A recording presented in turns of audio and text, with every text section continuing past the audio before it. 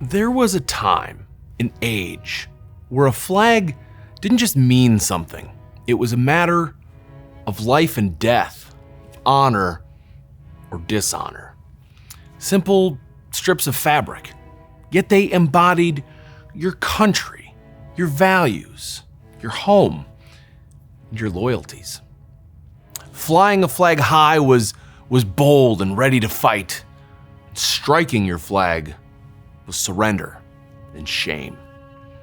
Bearing one's colors was the highest of honors, and losing them, disgrace and humiliation. But to capture the colors of your enemy, honor and glory awaited, and in U.S. military history, likely a promotion. During the U.S. Civil War, numerous medals of honor were awarded for capturing prized enemy flags. Of course, flags also served important duties on battlefields. They could communicate across large distances, coordinate movements, and could act as a rallying point to help find one's brothers in arms amidst the din of combat. With the immense importance and status of a flag, they naturally became hotly contested objects on a battlefield. Men died to capture them and proudly gave their lives to defend them. Many flags, when captured in the Civil War, were taken to the War Department, but even before then, during the War of 1812, Major George Armistead, the man who commissioned and raised the Star-Spangled Banner, was in charge of Fort McHenry as a recent promotion for capturing British flags of Fort George and then presenting them in Washington, D.C. to President James Madison. However, as with anything so desirable, many flags were kept as war trophies, a proud reminder of victory and of combat survived. Now, if you've been watching our channel for any length of time, you know I love war trophies. To the victor go the spoils, as they say, and there's nothing like bringing home something prized of the enemies to say, I faced you, I beat you, and I took a souvenir to prove it. In Rock Island Auction Company's June 27th American sale, celebrating the 250th anniversary of American independence, we have an unfathomable war trophy. It's an extremely well-preserved, rare, war-captured Confederate battle flag from an era when flag captures were life and death affairs. This flag was carried into battle by the 2nd Regiment of the North Carolina Infantry, their marking still near the center of the flag in gold paint. These other markings are the names of battles, and these are called battle honors. Flags with battle honors were authorized by the Confederate War Department for units that had performed meritoriously in combat.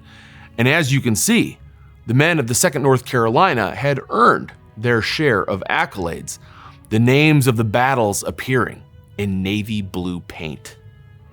Now, certainly a flag with numerous battle honors would inspire pride for those underneath it and perhaps even chill those who faced it on the battlefield. This flag shows that the men of the 2nd North Carolina were already battle-hardened veterans.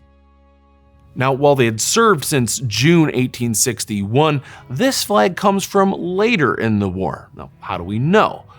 Because the latest battle listed, that of Fredericksburg, was fought in December 1862, and the first time a flag with the Fredericksburg battle honor was flown in battle was during the subsequent Battle of Chancellorsville, May 1863, and it was during that battle that this flag was captured. Chancellorsville was a chance for the Union to redeem itself after the great casualties and lopsided loss of Fredericksburg, not to mention their lost opportunity to take the Confederate capital of Richmond. And with over 150,000 men on both sides, Chancellorsville would come to be considered one of Confederate General Robert E. Lee's greatest victories. Unfortunately for the 2nd North Carolina, they did not enjoy the same success. They were positioned west of the Chancellor House when the order came to charge against the entrenched Union position. Their recently selected color guard was led by Sergeant Kindred Lewis, who surged ahead in a way that one period recollection recalls like the Herald Mercury. But when he and other members of the color guard leapt upon the enemy's breastworks, they were immediately cut down by Union musket fire, every last man. Lewis fell beyond the wall, his colors lost, and in some of the most violent fighting of the entire campaign, the 2nd North Carolina lost 75% of its men in barely 15 minutes.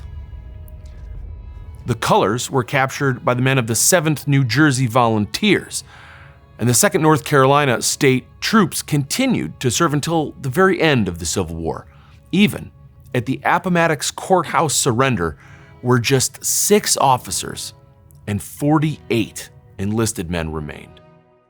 This flag, having seen such brief time in combat, survives today in remarkable condition. Until recently, it had been housed at the Texas War Museum prior to its 2024 closing, and from this flag's time there, it comes with a full, thorough textile analysis of the flag, the fabrics, the hand-sewn stitches, where it was constructed, analysis of the sediment upon it, and much more. It is an absolutely 100% authentic Civil War flag with evidence of period use. In fact, perhaps the most fantastic note of the entire analysis of the flag is the quote, "Some of the holes still have burned fibers, suggesting hot shrapnel or sparks." Today, Confederate battle flags can be somewhat controversial, to say the least. However, this flag is so much more than just political infighting. It's a rare, tangible piece of a Civil War battle.